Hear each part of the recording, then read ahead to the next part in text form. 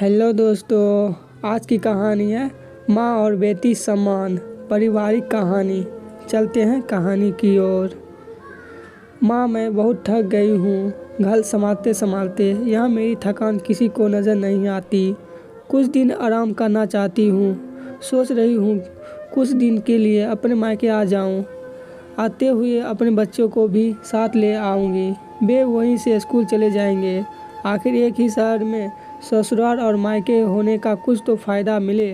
नर्मदा ने फ़ोन पर अपनी माँ से कहा। पार्वती जी ने दूसरी तरफ से कहा, हाँ बेटा, जब तेरी इच्छा हो आ जाना। आखिर ये तेरा भी तो घर है।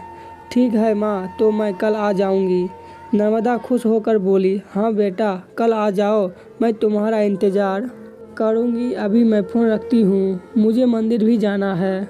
कमला जी ने फ़ोन रख दिया और सीधे किचन में गई। किचन में खाना बना रही बहू से बोली, अरे अनुपमा, सुनो, कल तुम्हारी ननद आ रही है। आज बाज़ार जाकर फल सब्जी और मिठाइयाँ लेकर आना। बेचारी मेरी बेटी ससुराल में नौकरों की तरह काम करती है और उस पर कोई ध्यान ही नहीं देता। यहाँ आएगी, कुछ दिन रहेगी तो उसका मन और तबीयत अच्छे रहेंगे। सास के मुंह से ऐसी बातें सुनकर अनुपमा का चेहरा उतर गया। वह मन ही मन सोचने लगी, काश आपको मेरी थकावट भी नज़र आती। मैं भी दिन रात झाड़ू पोछा बर्तन खाना बनाना मार्केट जाना और हर वह काम करती हूँ जिससे हमारे परिवार वालों को कोई दिक्कत ना हो। काश आप मुझ पर भी ध्यान दे पाती। आपकी बेटी तो जब मन में आता है तब यहाँ आ जाती है, लेकिन मैं साल में एक बार ही अपनी माँ के पास जाती हूँ, तब भी आपको प्रॉब्लम होती है। मैं भी इंसान हूँ, मेरा भी मन है। मुझे भी लगता है अपने माँ के पास जाकर थोड़ा आराम करूँ, सुख दुख की दो चार बातें करूँ, अपना मन हल्का करूँ। भगवान, अब तू ही कुछ करो ताकि मेरी सास की आंखें खुले और उसे मेरी थकावट भी नज़र आए। शाम तक भगवान ने जैसे अनुपमा की सुन ली और उसकी ननद का फ़ोन आया। ननद ने अपनी माँ से कहा कि उसकी सास ने उसे मायके आने के लिए मना कर दिया है, इसलिए इस बार वो नहीं आ सकती। पार्वती जी बोली, ऐसा कैसे मना कर दिया? पहले तो कभी वह तुम्हें आने के लिए नहीं रोकती थी, इस बार भला क्या हो गया? लाओ मेरी बात कराओ, उससे मैं समझाती हूँ। नर्मदा ने फ़ोन अपनी सास के पास दिया। पार्वती जी ने कहा, नमस्कार समधन जी, आपसे कुछ कहना था। समधन जी ने कहा, कहिए। दरअसल नर्मदा कल त्यौहार है, इसलिए अपने मायके आना चाहती है। अगर आप उसे भेज दे तो अच्छा रहेगा। नर्मदा की सास ने कहा, देखिए समधन जी, आपकी बेटी मायके जाकर रहे, इस बात के लिए हमने उसे कभी नहीं रोका और इस बात से हमें कोई प्रॉब्लम है भी नहीं। कुछ दिनों पहले मैं अपने रिश्तेदार की शादी में गई थी। वहाँ आपकी बहू अनुपमा की माताजी से मिलने का मौका मिला। उनसे गपशप करने के दौरान उनकी बातें से पता चला कि अनुपमा को साल में एक ही बार अपने मायके जाने को मिलता है और वह भी बहुत कम समय के लिए।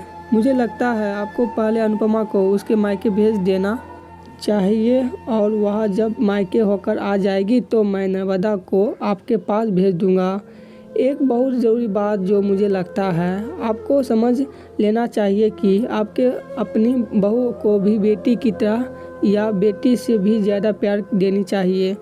उसे भी मायके जाने की इच्छा होती होगी।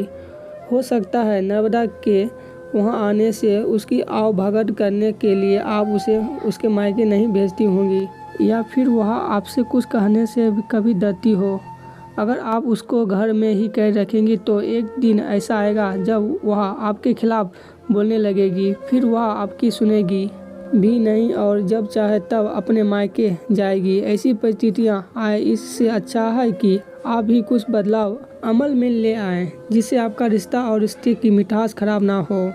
पार्वती को अपने समधन के हर एक शब्द में सच्चाई नजर आई। उन्हें महसूस हुआ कि उन्होंने अपनी बेटी के प्यार में अंधे होकर कभी भी अपनी बहू के मन का विचार नहीं किया।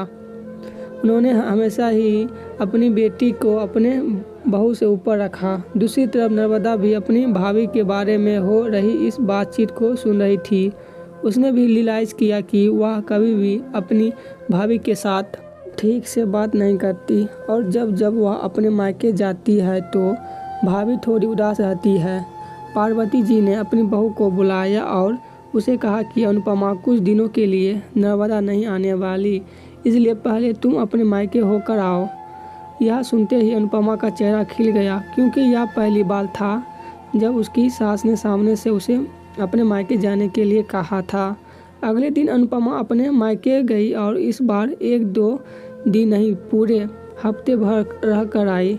अपने माँ बाप से, अपने रिश्तेदारों से मिलकर आई और जब वह लौट कर आई तो उसका चेहरा खिला हुआ था, उसकी आंखें चमक रही थी। अनुपमा के आने के बाद नर्मदा भी अपने मायके आई और इस बार वे खुद सामने से अपनी भाभी से खुशी खुशी मिली और अच्छे से बात की। नर्मदा ने अपनी माँ से बात करके उन्हें भी अच्छे से समझाने में मदद की कि वह कहीं ना कहीं अनुपमा के साथ गलत व्यवहार कर रहे थे। दूसरी तरफ अनुपमा अपने ससुराल वालों के बदले रवैये से बहुत खुश थी। अब वह खुशी खुशी सबका ध्यान रखती और हर काम प्यार से करती। वह ध्यान रखती कि कोई भी ऐसा बात या काम ना करे जिससे घर में तनाव का माहौल पैदा ना हो।